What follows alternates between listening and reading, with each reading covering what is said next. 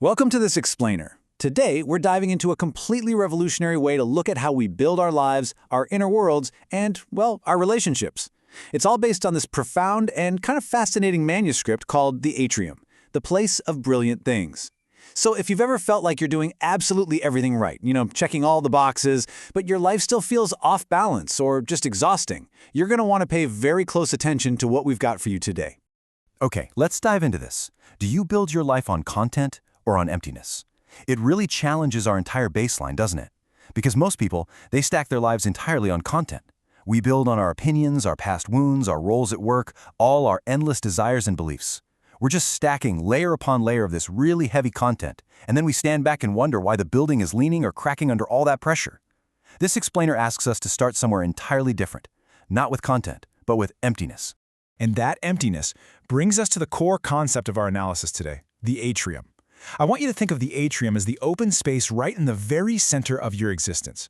It's this hollow core where light falls, making every single floor of your life visible all at once. Now, the atrium isn't empty because there's nothing there. It's actually empty so that everything brilliant, like your incredibly perceptive body, your soul, your true desires, can finally be seen. You see, the wealth was always there inside you. What lacked was the light. To get that light back, we're taking a little spatial journey today. First, the inner architecture. Second, the dangerous interface. And third, the return to the axis. So the crucial point is that this entire framework rests on three carrying pillars. First, we have the atrium, which is the act of observing within. Second is the interface, which is observing between yourself and the outside world. And third, the coherent nexus, building with your whole self. The text makes it super clear that these aren't sequential phases, where you finish one and then just move on to the next. Not at all.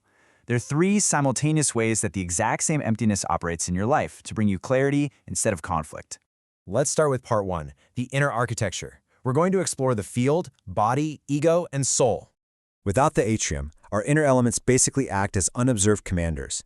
They completely hijack our reality, they dictate our reactions, and we don't even realize it's happening. It all starts in what's called the field.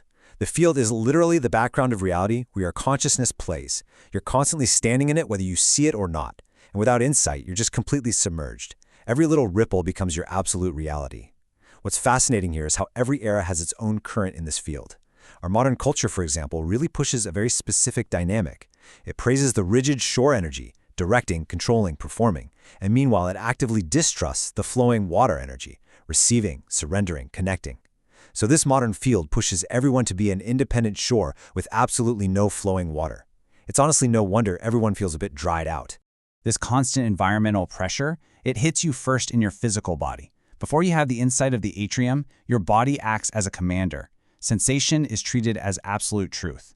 For a lot of people, especially those who've had to survive in that highly guarded shore energy, the body is just in constant armor.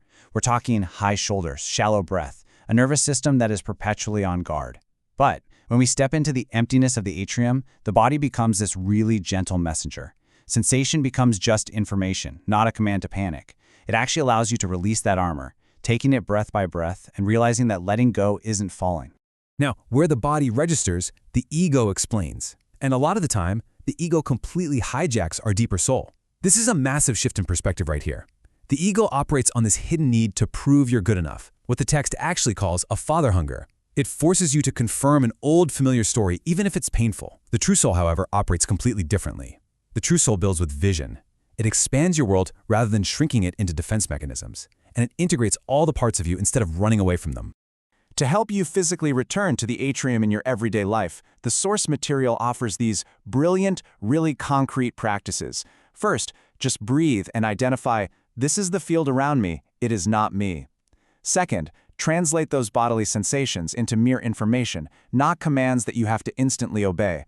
Third, when you feel relentlessly driven, ask your ego, am I building something right now, or am I just trying to prove myself? And fourth, test your deeper feelings by asking the soul, does this expand my consciousness, or is it just beautifully confirming my old wound? And that brings us to a foundational realization, powerfully captured in this translated quote from the text. Without a place of observation, there is no transformation, only the exchanging of symptoms. Think about that. Without the atrium, you can change your job, your partner, your city, but underneath, the exact same unseen wounds will just keep operating. Which leads us to what happens when our unobserved inner parts crash into the people around us. Let's move to and see how this builds. Welcome to Act 2, the dangerous interface. This is exactly where your inner world touches the outer world. Here is a pretty harsh truth from the text. Without the atrium, relationships aren't actually two people meeting. They're just two unobserved wounds colliding, and we usually mistake that collision for infatuation. You get enmeshment, the tidal wave desperately seeking a shore to crash onto. You get flight, the concrete shore building a massive wall to stay safe. Or you get a brutal power struggle, literally two hands fighting over one helm, with nobody actually managing the sail. Deep down, it's often the deeply rooted mother wound of abandonment crashing into the father hunger of needing to be good enough. They aren't fighting about who does the chores. They're fighting about those two invisible wounds. The text details a very specific modern stalemate that happens at this interface, and it's essential we look at this impartially. Both men and women carry masculine shore energy and feminine water energy, but this creates a modern stalemate. Today, a whole generation of women has been required to survive heavily in the masculine shore energy, directing, protecting, achieving. To them, receiving or resting feels like a dangerous loss of control. Conversely, a generation of men, trying to avoid being overbearing, have abandoned the shore energy, dropping the helm entirely and just drifting. The result? A relationship with two rigid shores facing each other and a completely dry riverbed between them. It's a deadlock of identical, uncommunicative energies. But hey, you are absolutely not doomed to this stalemate. You have exact tools to de-escalate these collisions by stepping back into the atrium. If you feel enmeshment, stay at your own shore for a breath before seeking out your partner. If you're hitting walls, stop doing things for 30 seconds and ask yourself what you're actually protecting. In a power struggle, try temporarily and consciously giving up the helm. And for that modern stalemate of the two shores we just discussed, create a deliberate 5-minute transition between work and home. Use that time to literally drop the armor before you walk through the door. A huge part of dropping that armor is understanding the mask. Often, the mask wears you. You actually believe you are the strong, independent woman who needs no one, or the flexible, conflict-free man who stands for nothing. You totally forget it's just a mask. But when you step back, you simply wear the mask. You recognize it as a temporary, useful tool for the boardroom or a crisis. The ultimate power isn't destroying the mask. It's coming home, taking that mask of invulnerability off, hanging it on the coat rack, and having the courage to show your partner what wearing it actually cost you today. And this brilliantly illustrates what happens to our desires when we wear our masks too tight. They warp. Left unobserved, desire drags us. It becomes a compulsion, or worse, it goes underground and turns into endless reproach and nagging. But revealing desire acts as a window. It makes you spacious. When you hear yourself constantly criticizing a partner, saying something like, "You never take the initiative," stepping into the atrium allows you to translate that reproach back into vulnerability. It's often just an unexpressed, beautiful desire saying, "I just want to be held and carried for a moment." I want to pause on this translated quote from the manuscript and really let it sink in. The storm does not die down because you pull harder at the helm. It dies down because someone stops being a storm. Peace at the interface of your relationships doesn't come from winning the argument or controlling the other person. It only comes from stepping back into the emptiness of the atrium, observing the chaos, and deciding not to be the storm anymore. Which brings us to Act 3, Return to the Axis, achieving coherence in the 8th field.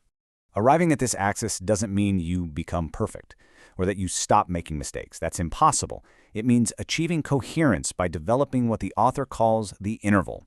This is the small, vital space between what happens and what answers. Look, you'll still get angry, you'll still feel defensive, but with the interval, you get a split-second pause where you can finally see which part of you wants to react.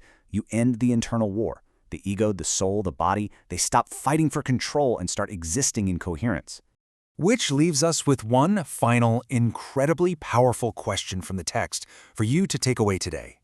Will you continue to be the storm, or will you become the place that observes it?